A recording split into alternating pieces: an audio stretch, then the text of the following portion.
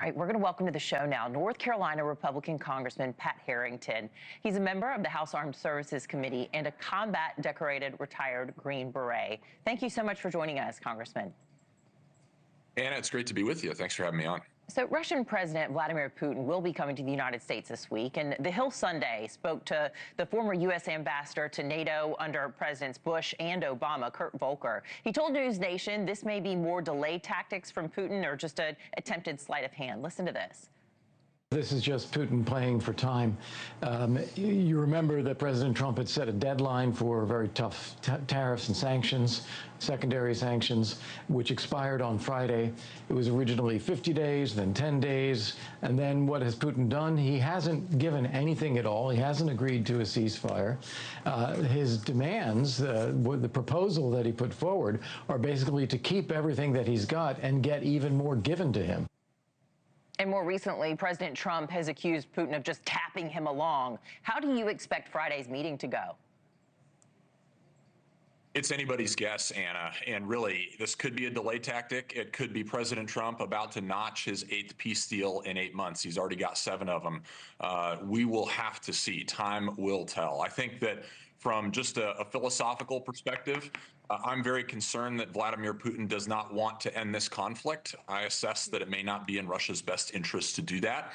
So we've got to be very cognizant of the fact that this might be a delay tactic, but certainly we're going to stand behind President Trump and do everything that we can to end this conflict, because that is absolutely in the best interest of the United States of America. All right, we're going to switch gears to this. Another story we're following.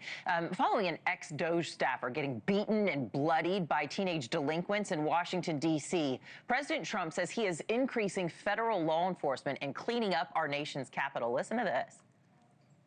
We have a capital that's very unsafe. You know, we just almost lost a young man, beautiful, handsome guy that got the hell knocked out of him. What a shame. The rate of crime, the rate of muggings, killings, and everything else, we're not going to let it. And that includes bringing in the National Guard, maybe very quickly, too. There are, without a doubt, nefarious things going on in our nation's capital and violent crime. But look at this data. It shows that overall violent crime in D.C. is actually down year to date. And critics say what Trump is doing right now is more evidence of him trying to overstep his authority and use military power here. What do you think? I think that although violent crime is down, it's still one of the most violent places in the world. And that is absolutely unacceptable when our nation's capital is certainly one of, if not the most, depending on what category you look at, the most violent place in the country. We've got to do better than that as a country. And so either D.C. And their leadership has to step up and do it, or I think President Trump is right to come in because we've got to have a safe place to live and to lead this nation's country. Yeah, thankfully, it's not one of the most dangerous places in the world, as you initially said, but in the country.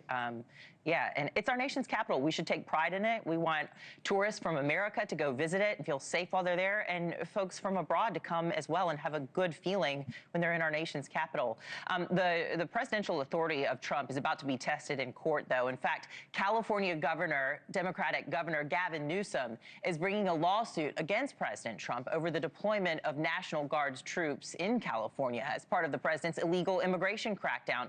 All of this is set to begin with a trial tomorrow. In fact, Governor Newsom writing this, quote, "Americans deserve to know how much taxpayer money the president spent to orchestrate this political theater." So, Congressman, he's calling it political theater.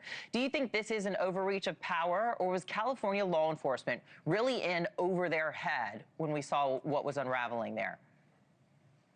I don't know that California law enforcement was in over its head. I just don't think that they were ever given the authorities to do what they needed to do in order to secure their streets by Governor Gavin Newsom. I mean, this is the continual problem that we've had with Democratic leadership, particularly in sanctuary cities and in states like California, sanctuary states, where the governors simply ignore the law and allow violence and chaos to precipitate across their streets, endangering not only the people who live there, but also costing American taxpayers hundreds of millions of dollars in restitution dollars that have to come in and clean up all the infrastructure afterwards. And so, no, I think President Trump took appropriate action here. I think it's very frustrating that he had to do what he did because Gavin Newsom just didn't want to do his job. But I hope it's a wake-up call to the rest of America that if you choose to not do your job, President Trump isn't going to let you get away with that. Right. So it sounds like you think what the anarchy was that we're watching in these images beside you with the cars on fire and things wasn't a law enforcement problem. It was a leadership problem in your eyes.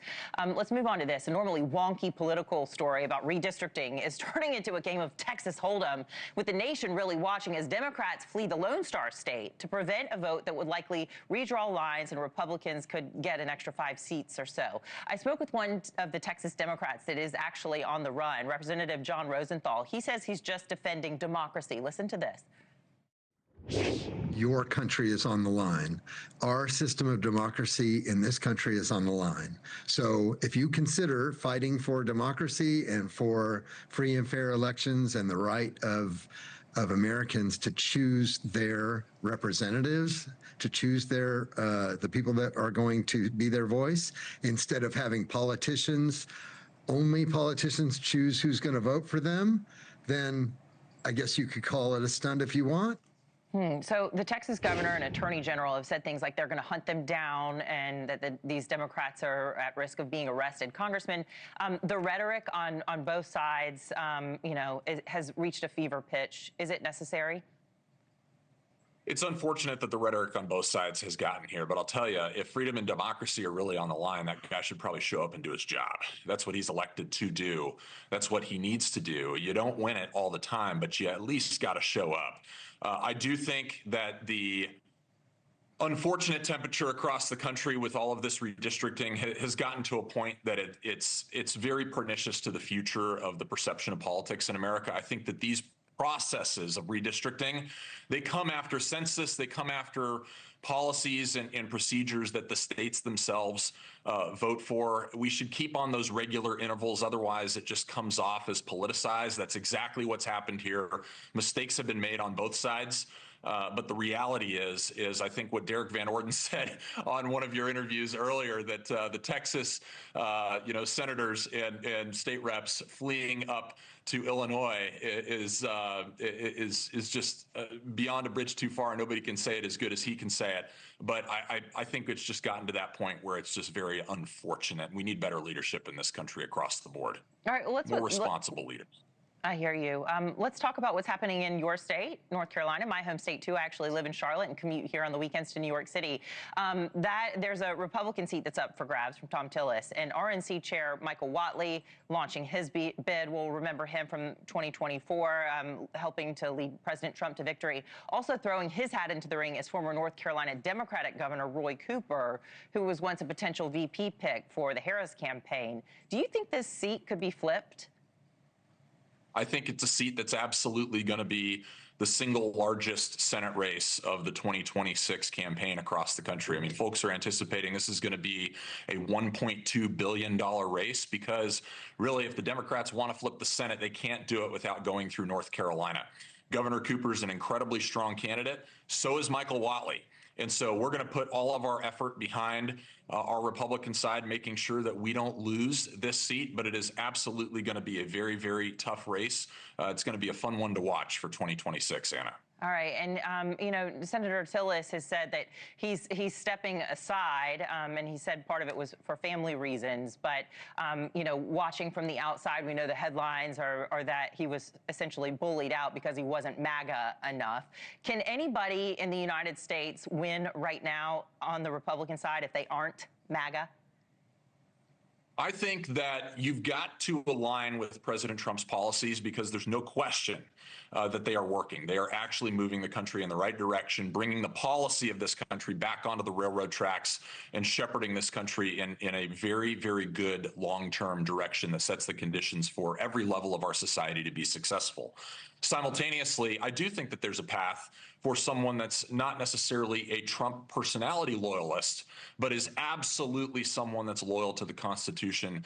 That pathway still exists. I think you just got to be open and honest with the American people, open and honest with your constituents, and do the right thing. Outcomes matter to the American people, and we've got to be outcome focused, not personality focused. Okay. We'd love to have you back on the show. North Carolina Republican Congressman Pat Harrington. Appreciate your time. Great to be here. Thanks.